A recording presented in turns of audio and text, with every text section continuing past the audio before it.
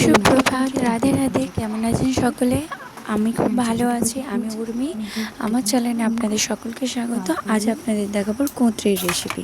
অনেকেই কুঁদরি খান না, সেই কুঁদরির রেসিপি এমনভাবে বানাবেন, দেখবেন সকলেই খেতে পছন্দ করবে। প্রথমে কুঁদরিগুলো ছোটো ছোটো করে কেটে নেবেন। আমি যেমন করে কেটে নিয়েছি ঠিক সেইভাবে কেটে নেবেন। তারপরে দুটো কাঁচা লঙ্কা দেবেন। আপনারা ঝাল আপনাদের মতো দিতে পারেন, আমি দুটো কাঁচা লঙ্কা দিয়েছি।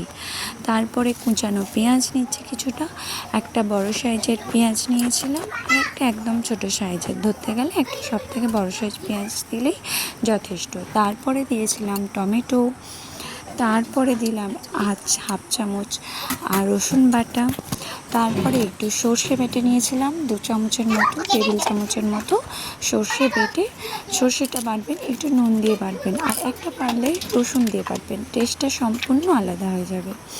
তারপরে দিলাম নুন পরিমাণ মতো, লঙ্কার গুঁড়ো, হলুদ গুঁড়ো, ব্যাস এটুকুই দিয়ে ভালো করে মাখিয়ে নেবেন।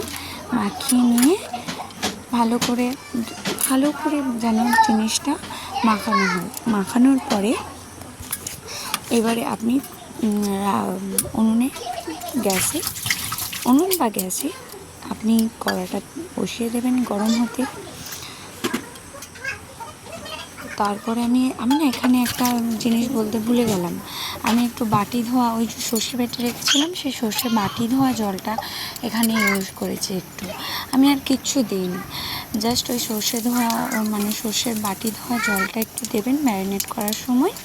করা হয়ে গেলে দেবেন একটু জিরে ফোড়ন, যদি শুকনো লঙ্কা দিতে চান দিতে পারেন, অ্যারোমাটা খুব সুন্দর আসবে, গন্ধটা খুব সুন্দর আসবে।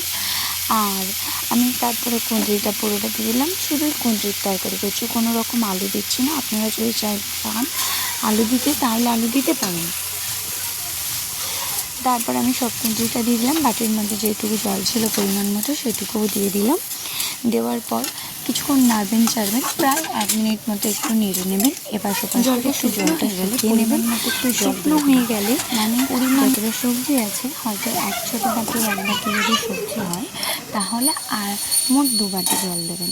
2 বাটি জল দিয়ে প্রায় 10 মিনিটের মতো লো ফ্লেমে একটু সেদ্ধ করে নেবেন। সেদ্ধ করে নিয়ে একবার ঢাকনাটা খুলে দেখবেন যে এটা সেদ্ধ হয়েছে কিনা। যদি না হয়ে থাকে আরও 5 মিনিট সেদ্ধ করতে বসাবেন, দিয়ে নেড়ে চেড়ে আপনি তুলে নেবেন।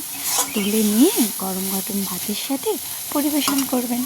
খেয়ে দেখবেন একবার, ভালো হয়েছে। আমার শাশুড়ি মাকে জিজ্ঞাসা করলাম যে কেমন হয়েছে, উনি বললেন বা দারুণ হয়েছে। তারপর আমিও খেয়ে নিলাম।